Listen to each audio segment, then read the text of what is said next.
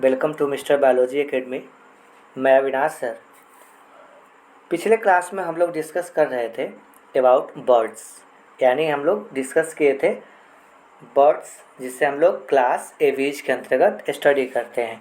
आज जो हम लोग को देखना है वो देखना है types of birds. Babu, birds दो टाइप के होते हैं, पहला फ्लाइटलेस बर्ड और दूसरा फ्लाइंग बर्ड्स। पहला कौन सा बर्ड्स होता है?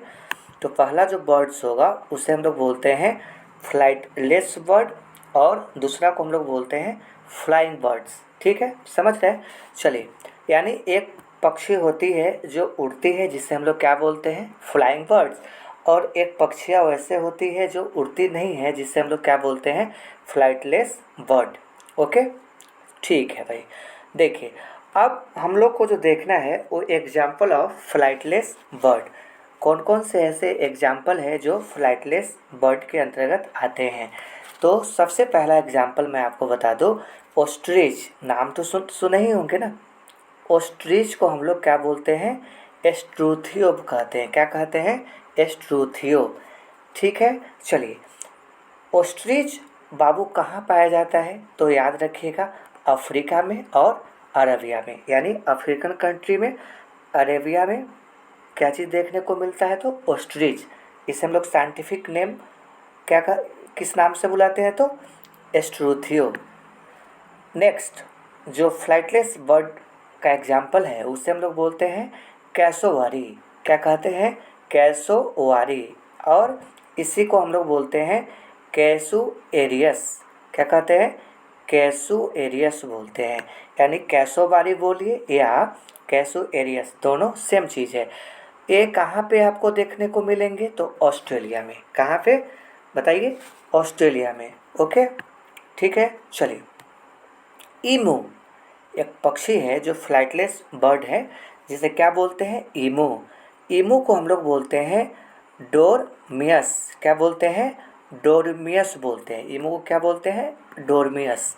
ईमू जो होगा वो आपका ऑस्ट्रेलिया में डोमिनेंट होगा, यानी ऑस्ट्रेलिया में पाया जाता है। ठीक है, अधिक संख्या में, यानी डोमिनेंट होते हैं। ठीक है, क्लियर? चलिए जी, अब देखिए, नेक्स्ट जो फ्लाइटलेस बर्ड का एग्जाम्पल है उसे हम लोग बोलते हैं रिया। क्या नाम है उसका? बताइए। रिया। रिया एक लड़की का भी नाम हो सकता है। ठीक है, देखिए, तो फ्लाइटलेस बर्ड जो नेक्स्ट होगा उसे क्या बोलते हैं? रिया कहते हैं। एरिया नाम का जो पक्षी है, फ्लाइटलेस बर्ड है, ये कहाँ पे आपको देखने को मिलेगा? साउथ अमेरिका में। कहाँ पे? साउथ अमेरिका में। ठीक है, चलिए, आपका एक जाना पहचाना फ्लाइटलेस बर्ड मैं बताना चाह रहा हूँ, कीवी। कौन सा?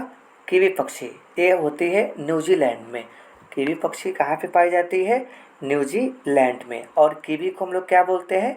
एप्टेरिक्स बोलते हैं। क्या बोलते हैं बाबू? बोलिए मेरे साथ। एप्टेरिक्स। कीवी को बोलते हैं एप्टेरिक्स बोलते हैं, याद रखिएगा।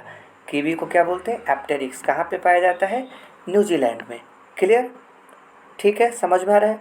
ओके, देखिए, अब हम लोग को देखना है एक बर्ड जो एक्वेटिक इन्वायरमेंट में होता है, अंटार्कटिका रीजन में होता है, उसे हम लोग बोलते हैं पेंगुइन। क्या बोलते हैं मेरे दोस्त? पेंगुइन बर्ड है। कौन सा? पेंगुइन। और इसे हम लोग क्या बोलते हैं? एप्टेनोडाइट। बोलिए मेरे साथ, रिवाइज करिए। एप्टेनोडाइट। एप्टेनोडाइट किसे कहा जाता है? पेंगुइन को। एप्टेनोडाइट उसका साइंटिफिक नेम है। ठीक है, कैसे होते हैं पेंगुइन? एक्वेटिक होते हैं। पूछा जाए कि पेंगुइन जो होते हैं किस नेचर के होते हैं, किस बिहेवियर के होते हैं, तो क्या जवाब दीजिएगा? एक्वेटिक, जलीय वातावरण में रहते हैं। कहाँ पे रहते हैं भाई? तो अंटार्कटिका में। कहाँ पे? अंटार्कटिका रीजन में। याद हो गया कि नहीं? ठीक है, नेक्स्ट। नेक्स्ट जो फ्लाइटलेस बर्ड का एग्जाम्पल है उसे हम बोलते हैं डोडो। क्या है? डोडो है। ठीक है, डोडो एक्चुअली बाबू हाल में रिसेंट ईयर में क्या हो चुका है? एक्सटिंक्ट हो चुका है। पूछा जाएगा कि डोडो पक्षी एक्सटिंक्ट हो गए हैं या अभी वर्तमान में है, तो क्या जवाब दीजिएगा कि रिसेंटली क्या हो चुके हैं? तो एक्सटिंक्ट हो चुके हैं। कहाँ से एक्सटिंक्ट हो चुके हैं? तो क्या जवाब दीजिएगा? मॉरिशस से। कहाँ से एक्सटिंक्ट हो चुके हैं? कहाँ से विलुप्त हो चुके हैं? मॉरिशस से। ठीक है, समझ में आ रहा है कि नहीं? ओके, इसमें समझने वाली बात तो विशेष कुछ है नहीं, इसमें सब रटने वाला पॉइंट सब है, आपको रटना पड़ेगा हर हाल में, इसका कोई ऑप्शन नहीं है एनिमल किंगडम का। ओके, चलिए समझ में आ गया। डोडो बर्ड्स कहाँ से गायब हो चुका है? मॉरिशस से विलुप्त हो चुका है। डोडो को क्या बोलते हैं? डोडो को क्या बोलते हैं? एराफस, क्या बोलते हैं? एराफस कुकुलेटस बोलते हैं। क्या बोलते हैं? एराफस कुकुलेटस, एराफस कुकुलेटस। ये क्या है? तो रिसेंट ईयर में वो क्या हो चुके हैं? तो एक्सटिंक्ट हो चुके हैं डोडो बर्ड्स, जिसे हम लोग बोलते हैं एराफस कुकुलेटस। ठीक है भाई, नाम इसका इतना गजब है ना, टंग पिछल जाती है। ओके, देखिए भाई आगे समझते हैं। नेक्स्ट जो हमारा है, कुछ जनरल नॉलेज का पॉइंट मैं आपको यहाँ पे क्लियर करना चाहता हूँ। लार्जेस्ट बर्ड, अगर आपसे पूछा जाए कि दुनिया का सबसे बड़ा पक्षी कौन है, आपको पहले से भी मालूम है क्या है? तो ऑस्ट्रिच है, शुतुरमुर्ग। कौन सा पक्षी सबसे बड़ा है दुनिया में? शुतुरमुर्ग। और मालूम है ना कि शुतुरमुर्ग का जो एग होता है वह सबसे बड़ा सेल होता है। शुतुरमुर्ग का जो अंडा होगा उससे कई सारे आदमी क्या कर सकता है, उसका ऑमलेट बना के खा सकता है, इतना बड़ा अंडा होता है। लार्जेस्ट एग होता है शुतुरमुर्ग का, लार्जेस्ट सेल होता है। ओके, ठीक है। चलिए पूछा जाए आपसे कि लार्जेस्ट फ्लाइंग बर्ड का नाम बताइए, लार्जेस्ट फ्लाइंग बर्ड का नाम बताइए, तो क्या जवाब दीजिएगा? कौन सा ऐसा पक्षी है जो बड़ी है और उड़ने वाली है? तो जवाब दीजिएगा अमेरिकन कैंडोर। अमेरिकन कैंडोर है ना, आप कैंडी खाते हैं ना, मैंगो कैंडी, तो याद रखेंगे अमेरिकन कैंडोर। ठीक है जी। चलिए स्मॉलेस्ट बर्ड, सबसे छोटी चिड़िया, एकदम बाबू से चिड़िया, क्या नाम है भाई? Humming bird. क्या नाम है उसका? Humming bird. पूछा जाए कि बताइए दुनिया में सबसे छोटी चिड़िया कौन सा है, तो क्या जवाब दीजिएगा? ह्यूमिंग बर्ड, स्मॉलेस्ट बर्ड है ह्यूमिंग बर्ड। ओके, चलिए अब हमें देखना है फास्टेस्ट बर्ड, यानी सबसे तेज उड़ने वाली जो चिड़िया है उसे क्या बोलते हैं? उसे बोलते हैं स्विफ्ट। शायद इसी के नाम पे तो मारुति सुजुकी वाले ने स्विफ्ट कार को लॉन्च किए थे, मे भी हो सकता है थीम रहा होगा। जैसे कैसे अमेजोन कंपनी है ना भाई, एक सबसे बड़ा जंगल अमेजोन रेन फॉरेस्ट, उसके नाम पे हो सकता है कि वो रखा होगा। तो उसी ढंग से मैं आपको यहाँ बता रहा हूँ कि जो फास्टेस्ट फ्लाइंग बर्ड्स है किसे बोला जाता है? तो स्विफ्ट को बोला जाता है। स्लोएस्ट फ्लाइंग बर्ड, सबसे धीरे धीरे एकदम स्लोएस्ट मतलब बहुत धीरे धीरे उड़ने वाली चिड़िया का नाम क्या है? याद रखिएगा अमेरिकन वुड कॉक। क्या याद रखिएगा नाम भाई, बोलिए American woodcock, American woodcock. Clear? चलिए आगे बढ़े। ठीक है, इतना समझ में आ गया। सबसे बड़ा कौन सा है? सबसे बड़ा ostrich, largest flying birds American candour, smallest bird humming bird, सबसे तेज उड़ने वाली चिड़िया स्विफ्ट डिजायर। डिजायर नहीं भाई, वो मारुति का कार है। Slowest flying bird American would. ठीक है, इतना याद हो गया। अब हम लोग को देखना है नीडोलॉजी। क्या देखना है? ब्रांच नीडोलॉजी। नीडोलॉजी क्या है? क्वेश्चन है भाई, नीडोलॉजी क्या है? तो study of nest, study of nest, nest मतलब क्या होता है? घोंसला। घोंसला का अध्ययन करना ही क्या कहलाता है? नीडोलॉजी। पक्षी का तो स्टडी कर लिए, अब हमको स्टडी करना है, आपको स्टडी करना है घोंसला के बारे में। ठीक है, क्लियर? चलिए एक बर्ड्स है जिसका नाम है बाया, बाया बर्ड्स, इसे हम लोग बोलते हैं कॉमनली बीवर बर्ड, बुनाई करने वाला पक्षी। क्या बुनाई करता है भाई? घोंसला बनाती है। क्या? घोंसला नेक्स्ट बनाती है।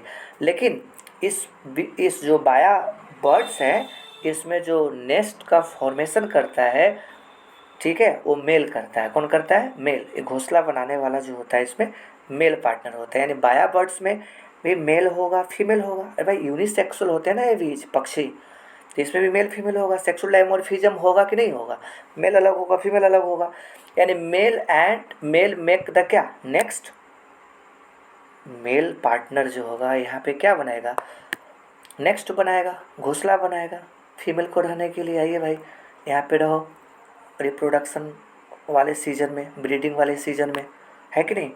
चलिए नेक्स्ट फीमेल के बारे में हम आपको कुछ जानकारी देते हैं। फीमेल बाया क्या करती है, not contributed in the next making. A female बाया बर्ड्स घोंसला बनाने में थोड़ा सा भी कंट्रीब्यूशन नहीं देती है।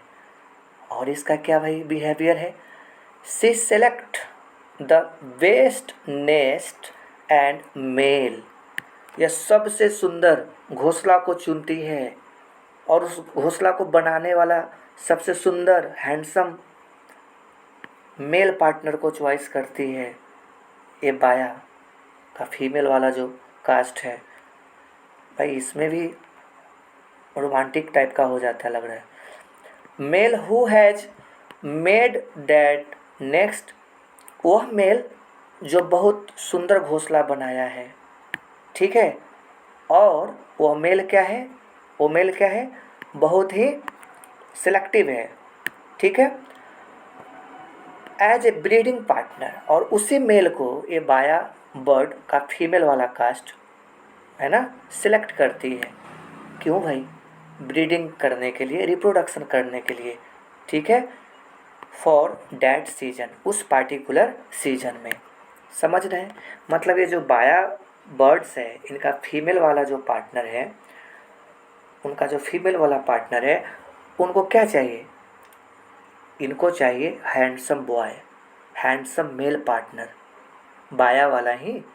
भाई आप किसकी बात कर रहे हैं, मैं बात कर रहा हूँ जो बाया बर्ड्स का जो मेल पार्टनर है, मैं उसकी बात कर रहा हूँ। आप समझने का कोशिश करिए, जो बाया बर्ड्स का जो मेल पार्टनर है वह क्या होना चाहिए, तो एकदम इतना स्मार्ट होना चाहिए, हैंडसम होना चाहिए, और इवन वो जो घोंसला बनाए उसका घोंसला बहुत ही सुंदर होना चाहिए। लगता है ना ये बाया बर्ड्स फीमेल वाली ये राज कर, ये खोज रही है क्या, सोना का घोंसला डिमांड कर रही है, मतलब गोल्डन नेस्ट, इस नेचर का हमको लग रहा है ना। खैर जो चलिए कोई बात नहीं।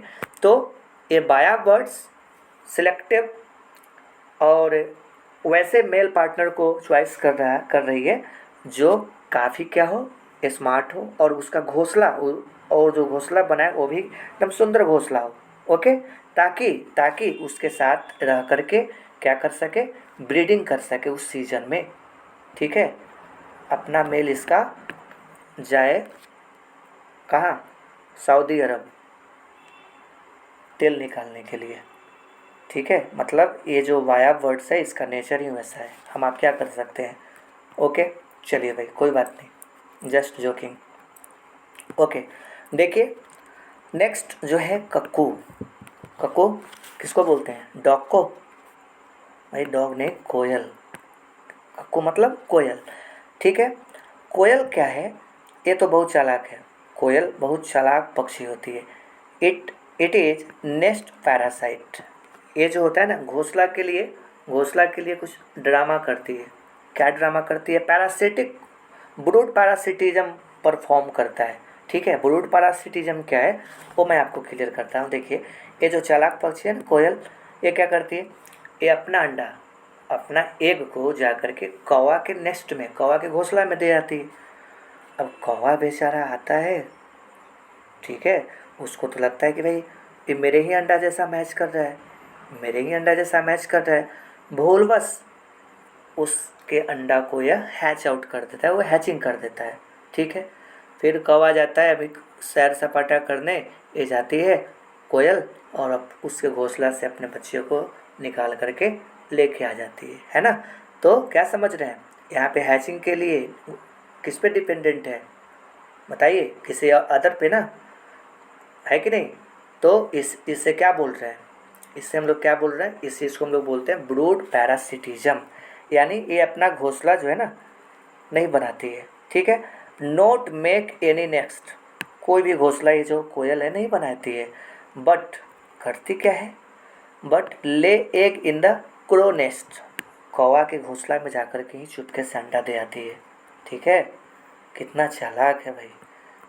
हमें तो लगता है कि human is more intelligent, but यहाँ पे तो बर्ड्स आर मोर इंटेलिजेंट, और उसमें भी स्पेशली फीमेल वाली। ओके, चलिए नेक्स्ट कौन सा है? ऊलोजी। ओ देखो डबल ओ है ना, डबल ओ अंडा कैसा होता है? ऐसे ही तो गोल गोल होता है। ऊलोजी का मतलब क्या होगा? स्टडी ऑफ एग को क्या बोलते हैं? ऊलोजी। एग जो होता है मेरे दोस्त, अंडा जो होगा ना बाबू, वो कैसा होगा? दो टाइप का होगा। अंडा जो होगा दो टाइप का होगा। एक एक वैसा एग होगा जिसमें सेल नहीं होगा। सेल समझ रहे हैं? सेल, मैं बैटरी वाला सेल की बात नहीं कर रहा हूँ, कवच जो ऊपर में जो होता है ना, कैल्शियम कार्बोनेट का बना हुआ, तो वैसा एक जिसमें सेल अब्सेंट है, उसे हम लोग बोलते हैं नन क्लिडोइक एग। क्या बोलते हैं? मेरे साथ बोलिए, नन क्लिडोइक एग। ओके, क्या बोलिएगा? Non cleidoic egg, right. ठीक है, इसमें क्या है? सेल अब्सेंट है। अब कौन सा ऐसा ग्रुप है एनिमल का जिसके एग में सेल नहीं होगा? तो अवश्य मैं बताऊंगा आपको, फिश और एम्फीबिया। फिश और एम्फीबिया का जो एग होता है ना, वो कैसा होता है? नन क्लिडोइक एग होता है। क्लियर? ठीक, चलिए आइए इसका रिवर्स देखते हैं। नन हटा दीजिए, क्लिडोइक एग। कौन सा एग? क्लिडोइक एग। तो क्लिडोइक एग किसे कहते हैं? वैसा एग जिसमें क्या हो? सेल प्रेजेंट हो। प्लेसेंटी का क्या मतलब होता है बाबू? प्रेजेंट हो। ठीक है, और ये सेल किसका बना हुआ होता है? आपको पहले से मालूम है, made up of calcium carbonate. अभी अंडा को आप पानी में डाल देंगे तो क्या पानी अंडा के अंदर घुस जाएगा क्या? नहीं ना। दैट मीन्स आप कह सकते हैं कि इट इज़ परमिएबल फॉर क्या? वाटर। इम्परमिएबल मतलब आर पार ना हो। अरे भाई, कच्चा अंडा कहीं रखा हुआ रहता है तो क्या आप देख रहे हैं क्या कि कच्चा अंडा का जो पानी है, अंदर का जो मटेरियल है, वो बाहर की तरफ आ रहा है बिना फूटे हुए? ऐसा तो नहीं है ना। या पानी में आप कच्चा एक एग को डाल दीजिएगा। कच्चा एग कहने का मतलब क्या? जो जो डायरेक्ट क्या हुआ है कि फीमेल से आया है, फीमेल उसको रिलीज की है, उस एग को बोल रहे हैं। तो आप पानी में उसको डाल दीजिएगा तो क्या उसके अंदर में पानी एंट्री कर जाएगा? नहीं, क्योंकि वो क्या होता है? इम्परमिएबल। इम्परमिएबल का मतलब अपारगम्य होता है, मतलब आर पार नहीं हो पाता है। तो परमिएबल किसके लिए होता है सर, ये बता दीजिए। तो it is permeable for O2 and CO2। वो जो एग होता है मुन्ना, वो किसके लिए परमिएबल होता है? याद रखिए, किसके लिए? तो ऑक्सीजन के लिए और कार्बन डाइऑक्साइड के लिए क्या होता है? परमिएबल होता है। कौन सा एग? वह एग जिसमें सेल पाया जाता है, अर्थात क्लिडोइक एग की मैं बात कर रहा हूँ। Cleidoic egg. Clear? What is the example of animals that release cleidoic egg? Example, reptiles. Reptiles का अंडा, पक्षी का अंडा खाते हैं। प्रोटोथेरिया। प्रोटोथेरिया क्या है? तो याद रखिए, मैमल्स हम आपको आगे पढ़ा रहे हैं, जस्ट इंतजार करिए। प्रोटोथेरिया क्या है? मैमल्स का ग्रुप है। ठीक है, प्रोटोथेरिया, मेटाथेरिया, यूथेरिया। ठीक है, ये आपका मैमल्स का कैटेगरी है। याद रखिए, तो इसमें जो प्रोटोथेरिया का जो एग होगा, अब बोलिए सर मैमल्स कब से अंडा देने लगा? क्या मनुष्य अंडा दे रहा है क्या? अरे भाई, क्या गाय भैंस बकरी वो भी तो मैमल्स है, वो भी अंडा देना चालू कर दिए क्या? भाई मैं वो बात आपको नहीं बता रहा हूँ, मेरे बोलने का सेंस है, जो मैमल्स है ना, जो प्रिमिटिव मैमल्स है, ठीक है, प्रोटोथेरिया, ठीक है, पॉइजनस मैमल्स इसके अंतर्गत आते हैं। मतलब सब नहीं, कुछ इसके मेंबर्स पॉइजनस होते हैं, जैसे डक बाइट प्लेटिपस। ठीक है, नाम सुने ना, एकिडना।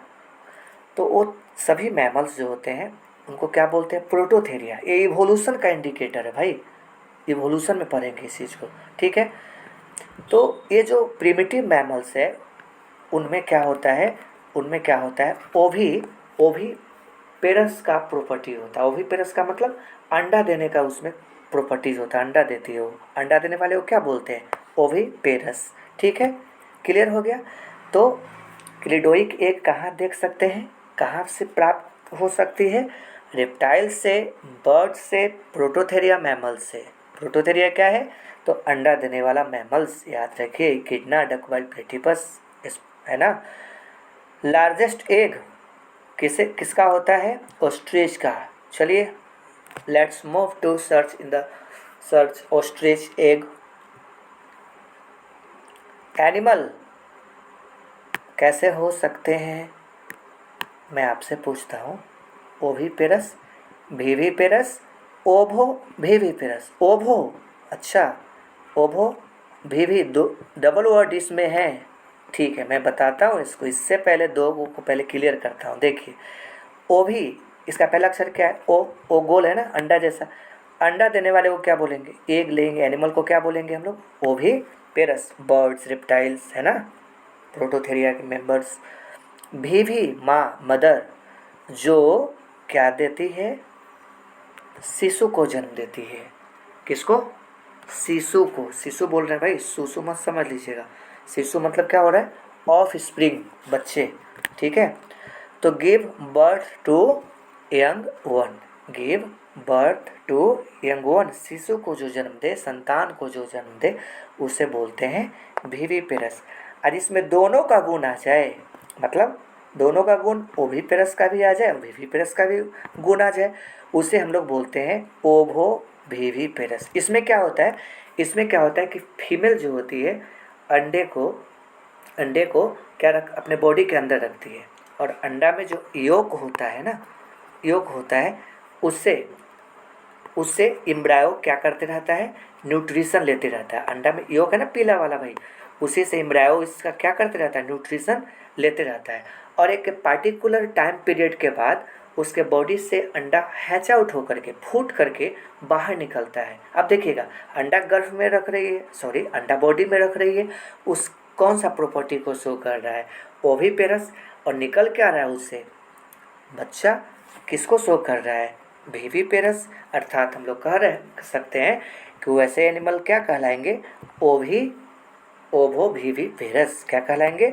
ओवो विविपेरस। ओके, जैसे बहुत सारे एग्जाम्पल, रैटल स्नेक, ये सब क्या है? ओवो विविपेरस ही तो है। ठीक है, इन्वर्टिब्रेट में जितने भी एग्जाम्पल आपको ओविपेरस वाला, जो ओवो विविपेरस वाला मिलेगा, वो आपका यही सीन रहता है उसका, ओवो विविपेरस ही रहता है। ठीक है, चलिए लेट्स स्टार्ट मैमोलॉजी। कौन सा ब्रांच हम लोग को देखना है आगे? मैमोलॉजी क्या है? मेमोरी ग्लैंड जिसमें हो, मेमोरी ग्लैंड जिसमें हो उसे क्या कहते हैं? मैमल्स। और स्टडी ऑफ मैमल्स क्या कहलाएगा? तो मैमोलॉजी। क्लियर? ठीक है, ठीक है, क्लियर हो गया। देखिए क्लास मैमेलिया, क्लास आप याद करिए, हम आपको पढ़ाए थे। मैमल्स क्या है? क्लास है। मैमेलिया क्या है? क्लास है। एम्फीबिया क्या था? क्लास था। क्लास रेप्टिलिया है ना, पढ़ चुके हैं ना एनिमल किंगडम का बेसिक डिटेल पहले ही। ओके, देखिए मैमल्स, हम लोग भी मैमल्स हैं। हैप्पी हो जाइए भाई। क्यों आप मैमल्स क्यों हैं? बताइए इसका जवाब। आप मैमल्स क्यों हैं? इसका जवाब क्या हो सकता है? मैं आपसे पूछ रहा हूँ कि आप मैमल्स क्यों हैं? हम लोग मैमल्स क्यों हैं? हम लोग मैमल्स इसलिए हैं क्योंकि हम लोगों में कुछ मैमेलियन कैरेक्टर्स होता है। कौन सा कैरेक्टर होता है मैमेलियन? वो भी बता दीजिए सर। वो अवश्य बता देते हैं, देख लीजिए। सबसे पहला, जो फीमेल होती है मैमल्स में, उनमें मेमरी ग्लैंड यानी स्तन पाया जाता है। ठीक है, इसीलिए तो इसका नाम मैमल्स है। हैव मस्कुलर डायफ्राम, जो मैमल्स होते हैं ना मुन्ना, उसमें क्या होता है? मस्कुलर डायफ्राम होता है। क्या होता है? Muscular diaphragm. आपको मस्कुलर डायफ्राम का कुछ आइडिया है पहले से? नहीं है? मैं बता देता हूँ। देखिए ये मान लीजिए, सपोज करिए ये आपका थोरेक्स है। थोरेक्स मतलब चेस्ट रीजन है। ठीक है, और ये मान लीजिए आप क्या है? तो एब्डोमेन है। एब्डोमेन मतलब पेट वाला रीजन है। थोरेक्स और एब्डोमेन वाला रीजन में, थोरेक्स और एब्डोमेन वाले रीजन में क्या होता है? क्या होता है? तो मस्कुलर बैंड लाइक स्ट्रक्चर होता है। क्या होता है बाबू? मस्कुलर बैंड लाइक स्ट्रक्चर होता है। याद रखिए, मस्कुलर बैंड लाइक स्ट्रक्चर होता है, फ्रेनिक मसल जिसे हम लोग बोलते हैं। और ये जो मस्कुलर बैंड लाइक स्ट्रक्चर है ना, इसी को हम लोग बोलते हैं डायफ्राम। क्या बोलते हैं? डायफ्राम। अब आपका क्वेश्चन होगा कि sir what is the function of diaphragm? The major function of diaphragm is breathing and This diaphragm can also perform some accessory function like delivery of baby, micturition, that means releasing or pass out of urine, defecation, that is releasing of fecal matter from the body. These some functions are associated with the diaphragm, but the major function of diaphragm is breathing. To perform breathing, that is inspiration और expiration, यानी सांस लेना और सांस छोड़ना, इसे क्या बोलते हैं? ब्रीथिंग। और ब्रीथिंग में जो मेजर रोल होता है वो डायफ्राम, इसके अलावा इंटरकोस्टल मसल जो रिब्स में पसली में आपकी पाई जाती है उनका होता है। क्लियर? ठीक है, चलिए। तो डायफ्राम का पाया जाना मेरे दोस्त किसका कैरेक्टर है? तो क्लास मैमेलिया का, मैमल्स का कैरेक्टर है। ठीक है, चलिए। Next character have 7 cervical vertebra usually. देखिए यहाँ पे साधारणतः मैं ये नहीं बोल रहा हूँ आपको कि जितने भी मैमल्स हैं धरती पे, ठीक है, जितने भी मैमल्स हैं उस सभी में सर्वाइकल वर्टिब्रा का नंबर, सर्वाइकल वर्टिब्रा किससे बोलते हैं पहले उसको क्लियर करिए। देखिए आपके नेक रीजन में, आपका जो ये नेक रीजन है, गर्दन में जो रीढ़ का हड्डी है उसे बोलते हैं सर्वाइकल वर्टिब्रा। सर्वाइकल मतलब नेक रीजन में। सबसे पहला वर्टिब्रा को क्या बोलते हैं? एटलस। सबसे पहला जो रीढ़ का हड्डी होगा नेक रीजन में उसे क्या बोलते हैं? एटलस बोलते हैं। और सेकेंड वाला को क्या बोलते हैं? एक्सिस। सेकेंड वाला को क्या बोलते हैं? एक्सिस। ठीक है, तो मोस्ट ऑफ द मैमल्स में जो सर्वाइकल वर्टिब्रा होगा उसका नंबर कितना होगा? 7। मोर देन 7 भी हो सकता है, अदर कुछ एक्सेप्शन केस तो सब जगह है ना, तो मोर देन 7 भी हो सकता है। ठीक है, क्लियर? चलिए, अब जिराफ उतना लंबा नेक वाला है तो उसमें 7 ही होता है। ठीक है, चलिए। Skin have hairs. Skin have hair, जो मैमल्स होते हैं, ह्यूमन हो गए, गाय, भैंस, बकरी, भेड़, हिरन, टाइगर, उनका बॉडी किससे ढका होता है? हेयर से ढका होता है। अरे भाई उसका बॉडी हेयर से ढका होता है ना, बाल युक्त होता है ना। Sweat and sebaceous gland are present. उनके स्किन में पसीना का ग्लैंड, स्वेट ग्लैंड, और सीबेसियस ग्लैंड किसको बोलते हैं? ओवाइल ग्लैंड को। आप देखिएगा आपके नोज के आसपास का जो इलाका है, इलाका नहीं भाई एरिया है, जब वहाँ से क्या होगा कि ऑयली सबस्टांस सिक्रीट होते रहता है। इसे हम लोग कॉमनली सीबम कहते हैं। क्या कहते हैं उसे? सीबम। सीबम। ये जो आपका वैक्सी मटेरियल है उसको क्या बोलते हैं? सीबेसियस ग्लैंड से निकलता है, उसे क्या बोलते हैं? तो सीबम कहते हैं। ठीक है, सीबम कहाँ से सिक्रीट होता है? तो सीबेसियस ग्लैंड या ओवाइल ग्लैंड से। अगला कैरेक्टर जो मैमल्स का है बाबू, हैव पिन्ना यूजुअली। पिन्ना समझ रहे हैं? आपके जो कान है ना, बचपन में तो टीचर इसका तो हिलाए डुलाए होंगे ना, बोलिए, आपको तो बचपन याद करा दिए। पिन्ना पाया जाता है मैमल्स में। Corpus callosum connect both cerebral hemisphere. देखिए कॉर्पस कैलोसम क्या है? तो बैंड ऑफ नर्व फाइबर का बना हुआ एक स्ट्रक्चर है। ठीक है, ग्रुप ऑफ नर्व फाइबर का बना हुआ एक स्ट्रक्चर है जो आपके ब्रेन में, फोर ब्रेन में, अगला दिमाग में एक सबसे बड़ा पार्ट होता है। उसका नाम आप लोग पढ़े होंगे, सेरिब्रम। सेरिबेलम नहीं, सेरिब्रम। सेरिब्रम क्या है? तो दो हिस्सों में डिवाइडेड है। दो हिस्सों में डिवाइडेड है, लेफ्ट सेरिब्रल हेमिस्फेयर और राइट सेरिब्रल हेमिस्फेयर। और दोनों हिस्सा कनेक्टेड है किससे? तो एसोसिएटेड न्यूरॉन्स। उसे क्या बोलते हैं हम लोग? क्या बोलते हैं इस बैंड लाइक स्ट्रक्चर को? Corpus callosum. Corpus callosum. ठीक है, याद रखिएगा कॉर्पस कैलोसम किस में पाया जाता है? तो मैमल्स के ब्रेन में पाया जाता है। ठीक है, तो मोस्ट ऑफ द जो मैमल्स होगा बाबू उसमें क्या पाया जाएगा? कॉर्पस कैलोसम पाया जाएगा। Corpus callosum connect both cerebral hemisphere of the brain. ठीक है, ठीक है, in most of the mammals. Example, ठीक है, आपको मालूम है मोस्ट ऑफ द मैमल्स बोल ही रहे, लेकिन कुछ एक्सेप्शन तो है जिसमें कॉर्पस कैलोसम आपको देखने को नहीं मिलेगा। एक्सेप्शन क्या है? तो याद रखिएगा, मैक्रोपस, कंगारू। कंगारू जानते हैं ना, पाउच मैमल्स। ठीक है, मैक्रोपस।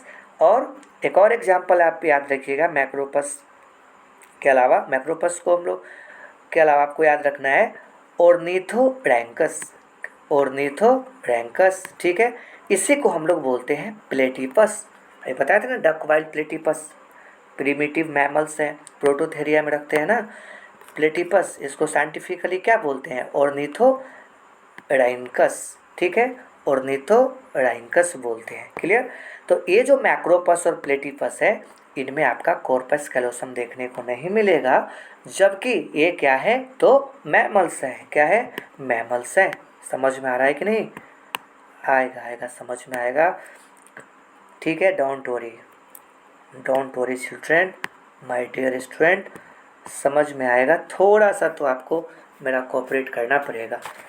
ओके, देखिए भाई, देखिए ज़रा, mature RBC is without nucleus. जो मैमल्स होगा, आपको मालूम है जो मैमल्स होते हैं उनमें आरबीसी क्या होते हैं? जब इमैच्योर होते हैं, छोटे से बच्चे होते हैं आरबीसी, तो उनमें न्यूक्लियस होता है। लेकिन जब ये आरबीसी मैच्योर हो जाते हैं, हट्टे कट्टे हो जाते हैं, तो उस हालत में ये न्यूक्लियस यहाँ से गायब हो जाता है। ओके, तो मैच्योर आरबीसी में न्यूक्लियस नहीं होता है मैमल्स के केस में, ठीक है, अर्थात डीन्यूक्लिएटेड होता है। ई न्यूक्लिएटेड भी बोल सकते हैं, ई न्यूक्लिएटेड या डीन्यूक्लिएटेड होता है। क्लियर है? क्लियर है ना? क्लियर है जी, सब चीज़ समझ में आ रहा है। लेकिन एक्सेप्शन तो सब जगह है। देखिए, कैमल, कैमल लामा भेड़ जैसा होता है, ठीक है, कैमल ऊँट, ठीक है। कैमल और लामा में क्या होता है कि इनका आरबीसी कैसा होगा? इनका आरबीसी पहला चीज़ तो बाइकन्वेक्स होगा, ठीक है। दूसरा दूसरा कि इनमें न्यूक्लियस क्या होंगे? पाए जाएंगे।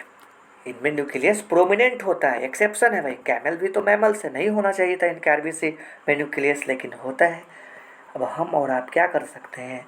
ठीक है, चलिए अब हम लोग को देखना है क्लासिफिकेशन ऑफ मैमल्स। मैमल्स को कितने ग्रुप में हम लोग क्लासिफाई कर सकते हैं? देखिए, मैमल्स क्या है? तो क्लास है। तो अब क्या होगा? तो मैमल्स को हम लोग सब क्लास में हम लोग डिवाइड कर सकते हैं। कौन सा? प्रोटोथेरिया और थेरिया, प्रोटोथेरिया और थेरिया। अब हम आपको सबसे पहले लिए चलते हैं प्रोटोथेरिया पे। देखिए भाई, प्रोटोथेरिया क्या है? तो प्रोटोथेरिया क्या है, आपको चर्चा किए थे कुछ देर पहले। एग लेइंग मैमल्स प्रोटोथेरिया होते हैं, प्रिमिटिव मैमल्स होते हैं। अंडा देने वाला मैमल्स क्या कहलाते हैं? प्रोटोथेरिया, है ना? ठीक है, तो आर ओविपेरस, अंडा देने वाले मैमल्स कैसे होते हैं? ओविपेरस, ओविपेरस है ना भाई। ये ओविपेरस मतलब क्या होता है? अंडा देने वाले। Have no placenta. क्लियर? याद रखिए, प्रोटोथेरिया में प्लेसेंटा का फॉर्मेशन नहीं होता है। प्लेसेंटा समझ रहे हैं कि नहीं समझ रहे हैं? देखिए, जब माँ के गर्भ में बेबी होता है, एम्ब्रायो होता है, फीटस होता है, जो बोलिए, तो क्या होता है? ये जो फीटस है, सब ये फीटस है, तो फीटस किससे कनेक्टेड होता है? फीटस कनेक्टेड होता है आपका एक नेटवर्क, लाइक आप बोल सकते हैं कि ब्लड कैपिलरी से बना हुआ, या आप बोल सकते हैं कि मैटरनल और फीटल टिश्यू का बना हुआ एक स्ट्रक्चर से कनेक्टेड होता है, ठीक है। और इस यूनिट को हम लोग क्या बोलते हैं? प्लेसेंटा। क्या बोलते हैं मेरे दोस्त? Placenta. Now what is the function of placenta? तो my dear student, this placenta is directly associated with the umbilical cord and helps in the supplying of nutrients to the developing fetus and also helps in the removal of harmful waste और gases। Okay, तो placenta nutrition देने का काम करता है, और foetus के अंदर जो बनता है हार्मफुल वेस्ट बनता है, गैसेस, CO2 वगैरह, उसको क्या करता है? एक्सक्रीटरी प्रोडक्ट वगैरह को क्या करता है? बाहर निकालने का भी काम करता है। इवन प्लेसेंटा के द्वारा हार्मोन भी सिक्रीट होता है, और जो मेन हार्मोन जो प्लेसेंटा से सिक्रीट होता है, जो डिलीवरी में हेल्प करता है, उसे हम लोग बोलते हैं HCG। और HCG हार्मोन ह्यूमन कोरियोगोनेडोट्रोपिक हार्मोन का एक मेडिकल आपका एप्लीकेशन है। आप समझ सकते हैं, HCG हार्मोन, जिसे हम लोग ह्यूमन कोरियोगोनेडोट्रोपिक हार्मोन बोलते हैं, this is only one hormone that passes the urine of female and helps in the detection of pregnancy. यह केवल अकेला एक वैसा हार्मोन होता है जो प्रेग्नेंट फीमेल होती है उनके यूरिन में पास आउट होता है, और जिस यूरिन को एनालाइज करके आप देखते हैं ना मार्केट में किट्स आ गया, प्रेगा न्यूज़ वगैरह, उसमें टॉयलेट का एक बूंद डालते हैं तो यूरिन में जो HCG का कंसंट्रेशन होता है उसको वह स्ट्रिप डिटेक्ट करता है, और डिटेक्ट करके आपको पॉजिटिव और निगेटिव डैट मीन्स प्रेग्नेंट है या प्रेग्नेंट नहीं है उस चीज़ को आपको इंडिकेट कर देता है, आपको रिप्रेजेंट करता है, रिजल्ट देता है। डैट मीन्स आप याद रखिए, तो यूरिन में केवल और केवल HCG पास करता है और यह प्रेगनेंसी टेस्ट में हेल्प करता है। कहाँ से सीक्रेट होता है बाबू, क्या जवाब दीजिएगा? प्लेसेंटा से सीक्रेट होता है। ठीक है, चलिए, तो placenta is the connection between the mother and foetus, right. ठीक है, चलिए भाई, अब देखिए तो यहाँ पे प्रोटोथेरिया में आपको प्लेसेंटा का फॉर्मेशन नहीं होगा। यहाँ पे जो एम्ब्रायो है, फीटस है, उनको न्यूट्रिशन किससे मिलेगा? यॉक से मिलेगा। मैंने आपको चर्चा किया है अभी कुछ देर पहले, यॉक से यहाँ पे न्यूट्रिशन मिलता है। क्लियर? देखिए, तो प्रोटोथेरिया जो होगा तो एक क्लास है। क्लास किससे बनते हैं? ऑर्डर से बनते हैं। आप पढ़े होंगे ना बायोलॉजिकल क्लासिफिकेशन में, बचपन में पढ़े होंगे जूनियर क्लास में। तो क्लासेस किसके मिलने से बनते हैं? ऑर्डर के मिलने से बनते हैं। तो यहाँ पे भी डिफरेंट ऑर्डर्स होते हैं, प्रोटोथेरिया में डिफरेंट ऑर्डर होते हैं।